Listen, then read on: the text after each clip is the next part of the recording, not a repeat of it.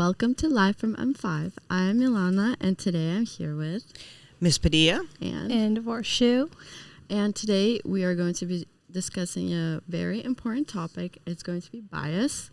It's our new podcast series that we will be starting. And yeah, so let's start off with like a definition of bias. Like, what is bias? Like, what? Or what do you think bias is? Yeah. Bias are the preconceived ideas that we have that have been kind of born out of our experiences that we hold about people. I think we also call them stereotypes sometimes, but bias feels to me like it has a deeper connection to our values and beliefs. Mm-hmm. So why do we have bias? Like, what is the root of bias? Because sometimes it can be family, sometimes it's like experience. What do you think is like the main things that build our biases? Well, I often think about these questions in the term of a primitive mind. You know, how does it serve humans to have a bias? I think of it as expediting our life. Like, we have biases so that we can make sure we're safe, that we take care of what we need to take care of. But they are shaped culturally by the people we grow up with as well. Which I feel like also creates community. Mm-hmm. But in the same sense, that bias can be a very negative thing. So when does that bias become negative? It becomes negative when we hold tight to them and believe them wholeheartedly that it's an absolute truth and I need to act on this absolute truth. What about those biases that are like pretty extreme? As we've seen throughout history, there was a lot of people who hold biases and that eventually leads to conflict. What do you think about those? Are they dangerous or are they just biases? I think they're dangerous. Yeah. I think when they're extreme, they usually come from trauma. Okay. And I mean, I don't know if you guys remember Henry's dad from the hotel on Corner of Bittersweet. He watched his family die, and so he has this deep trauma about the Japanese, and he can't let it go. And if we can't let that trauma go, we're going to hold on to those biases, and then we're going to create horrific acts, kind of like with what's going on in Israel. Sorry, I'm going off on a tangent now. It's okay. But, It's okay. you know, a lot of those Hamas fighters watched their parents die in front of them. At the hands of the Israeli soldiers. So, you know, not to decide right or wrong, but that is going to foster a bias and a trauma. Mm-hmm. So in situations where there's so much trauma built into a person, like despite that, does that make the bias justifiable in a sense? I don't know if it's justifiable, but it's understandable. Okay. Yeah. I mean, I get why it's happening, and it will continue to happen if we continue to have those kinds of actions. But I think we have a responsibility to heal ourselves, which is difficult in a culture that doesn't prioritize that. Right. Mm-hmm. Are there cultures that actually do prioritize? I think a lot of like Western cultures are very fast paced. You're kind of like very like business oriented. You know what I mean? Even in personal relationships, it's very like, you know, just kind of like business oriented. I feel like some other cultures like kind of take it more slowly and do actually feel like, do you think it's like a more like America or like a Western problem in culture? Or do you think it's just in general all people are like that now? Like what now? Sorry. I Like, lost track. I don't know how to explain it, but I think like, what she's asking is, like, do you think in the Western world we have more bias compared to other parts of the world, or would you say it's equally the same? I wouldn't say there's a more or less. I think humans are prone to fear, and fear instigates that. But I do think some cultures foster mental health care, and some cultures shame it more. Right. So that's going to affect. But I also feel like some of those cultures have other ways of attending to bias or noticing it. So I'm not going to say that those are bad cultures, but some cultures definitely have a lot more shame attached to mental health. so why is it so difficult to actually limit bias? Like, what makes it such a prominent thing in our lives, and why is it so difficult to be like open-minded for a lot of people.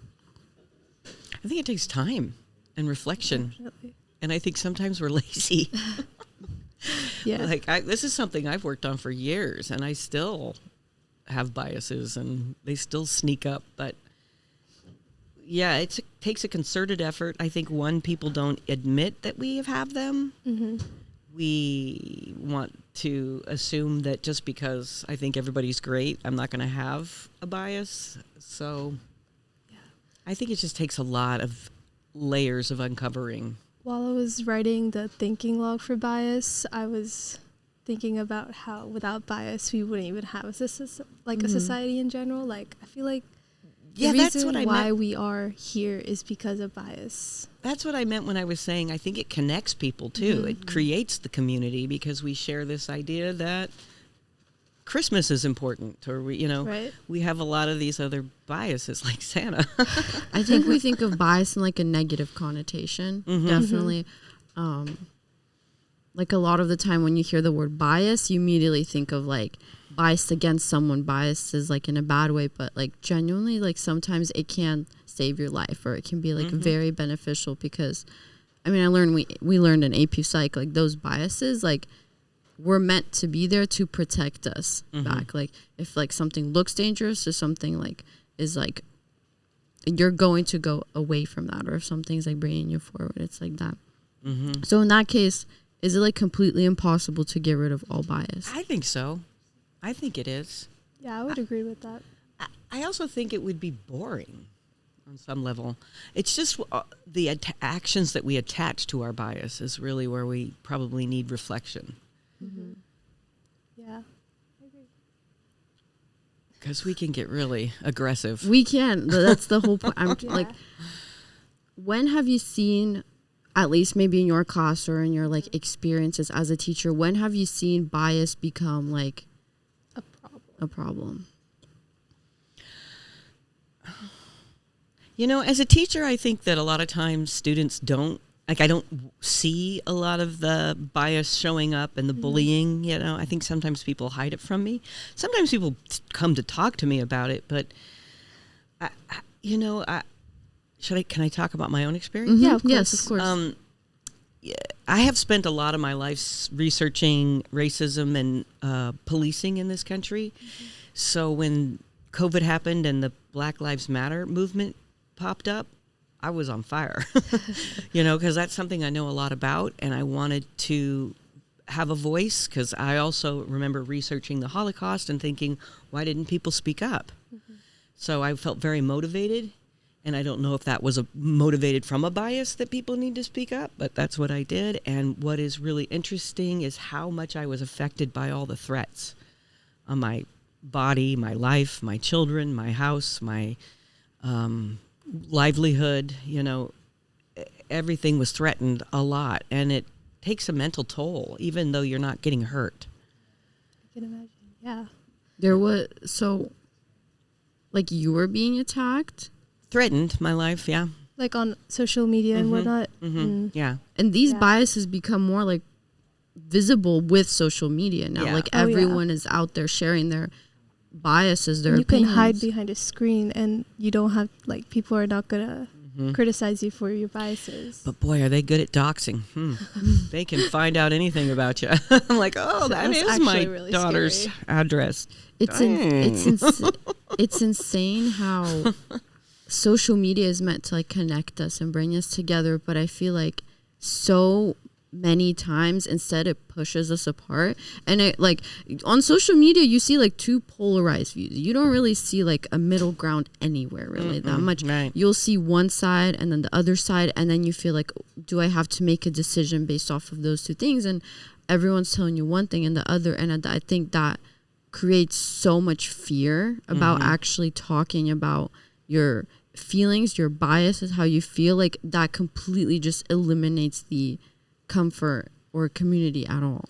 Yeah, like the I don't even know what to call them, but the people fighting for the police when George Floyd was murdered, they're coming from a bias that we need to protect the police, and nothing else. and that's a good bias. I mean, we need to make sure the police are protected, but then you got that other extreme that's like, they're all bad always. Right. Mm-hmm. And so when I introduce my conversation to say, hey, we've got a problem, all of a sudden you're getting shot from all sides, and there's no ability to talk about it. We can't come to any solutions.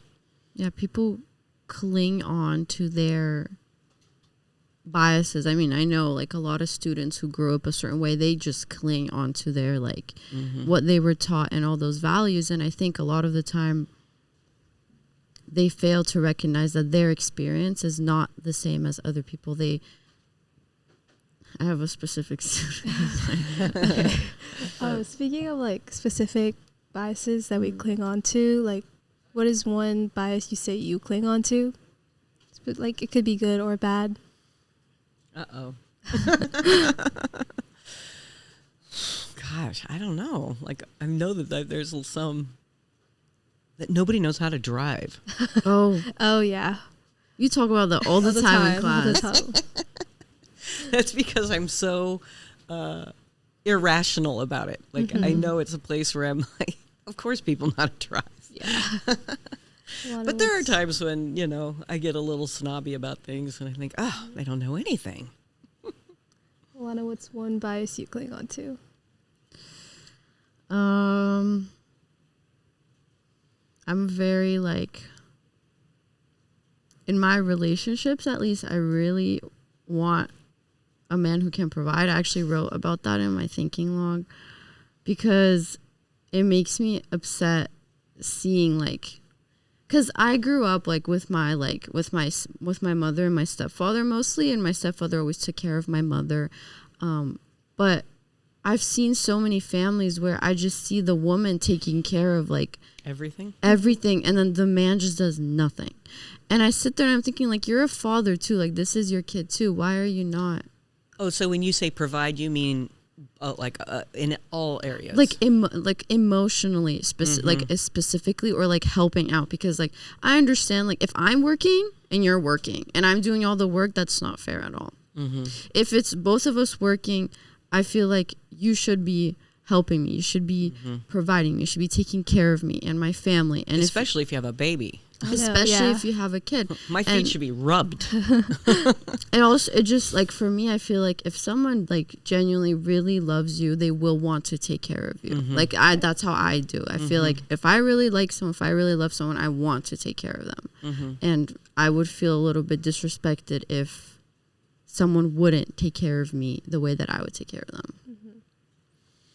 But that could also stem from the fact that I don't know if that's a bias. I feel like that's like, I feel like people should treat people well. Like, is that a bias? It's considered a bias because I feel very biased towards like more, I wouldn't even call it traditional relationships because it's really not.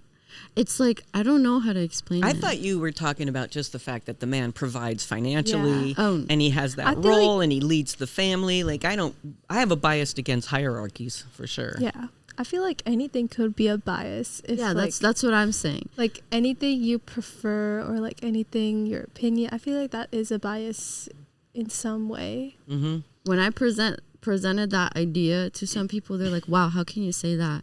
Like, you, like, how can you say that? Like, we don't live back in like those days, like we, like, you know, whatever. I'm like, okay, but it's equally. I'm like saying like equally. I'm not saying like I want you to completely provide for me. Like, I know that's a little bit, I mean, I want my own job too, so that doesn't make any sense. So you're biased against the old notion of that traditional idea that all you need to do is this one thing. Because I think you need to actually step up and be a partner. Because even if I was only like staying home, I feel like I'd still want, you know, some help and care and love. Like, if you're going to provide this way, then, you know. Yeah. It doesn't end there. What about you, Varshu? Let me think, because, okay, for me, it's kind of bad. Please don't come after me. But, so I generally take a lot of AP classes, a lot of honors classes, and not, like, I'm not bragging or anything, just to be clear, but it's just like who I am, how I raised in my household. Like, I was expected to take all these AP and honor classes. So when I hear students say, "Oh, I'm in regular ELA," it's not that I think, "Oh, you're stupid." I'm just like, "Oh, Why would you do that? yeah." Like, How unambitious. yeah, like even within my friend group, I feel like we hold the same values because when we hear like our whole friend group was in AP Lang, but when we hear someone's like in regular ELA as a senior, I'm like, not even ERWC, like just a regular senior English.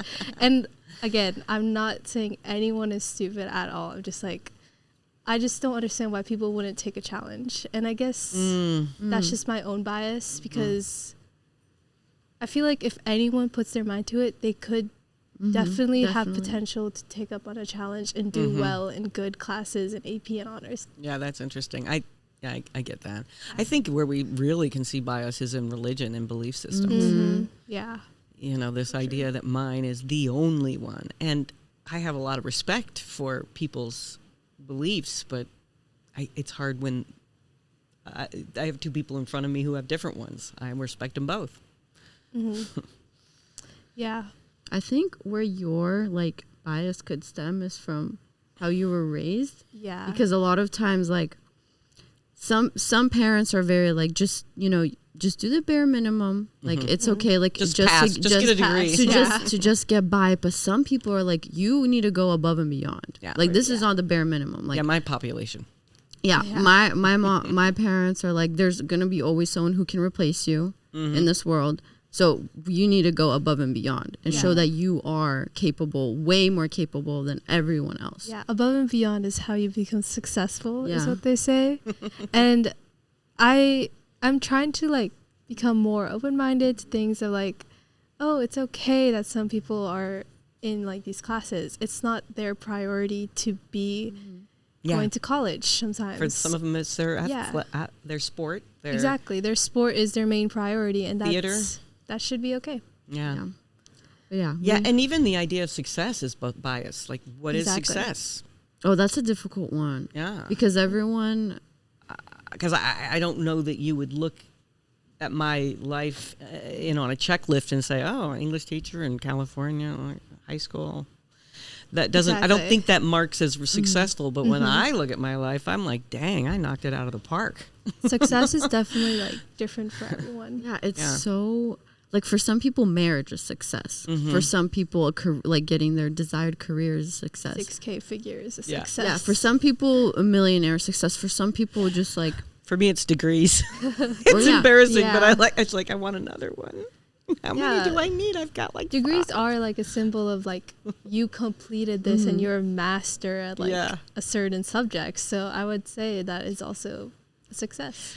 But it's also a bias because you got a bunch of people that you're also mentioning that they have other things that measure their success, their careers and acting or whatever. Right. Success shouldn't be labeled as just one path that you can take. There's just so many, like nowadays especially, there's so many different opportunities you have. So to just say that, one thing is more successful than the other doesn't really sit right with me. I think we should just let people define their own success and be happy with what...